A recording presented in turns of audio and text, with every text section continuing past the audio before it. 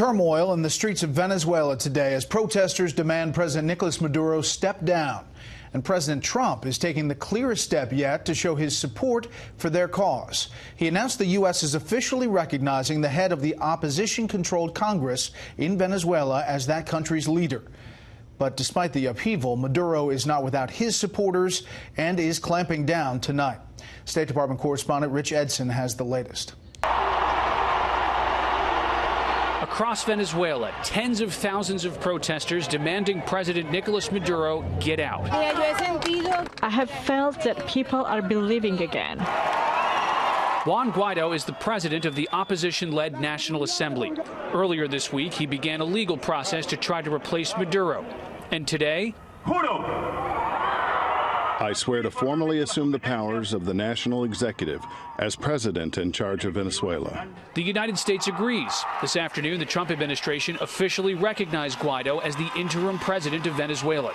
President Trump says, quote, "I will continue to use the full weight of United States economic and diplomatic power to press for the restoration of Venezuelan democracy.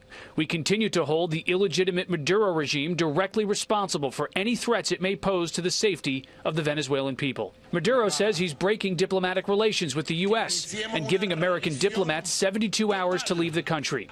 There's little indication Maduro plans to leave. We hope that Nicolas Maduro will accept a peaceful transition of power in Venezuela, that he will accept the will of the people to move his country forward and embrace their new president, Juan Guaido. At the White House, when asked whether the U.S. would consider using military force there, President Trump refused to rule it out. We're not considering anything, but all options are on the table. Does that mean you're considering those? We're just, all options, always, all options are on the table.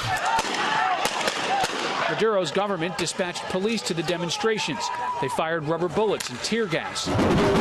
Pro-government factions also organized counter-protests. The government that made Chavez, the government that has Maduro, now has achieved significant progress. The Trump administration encourages other governments to join the U.S. and recognize Guaido as Venezuela's legitimate leader.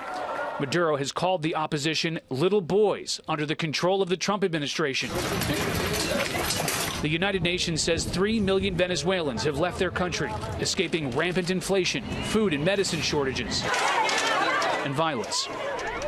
Several U.S. allies in the region have joined the administration in recognizing Juan Guaido as interim president of Venezuela, though Venezuela's defense minister indicates the country's military is still behind Nicolas Maduro. Brett? Rich Edson at the State Department. Rich, thank you.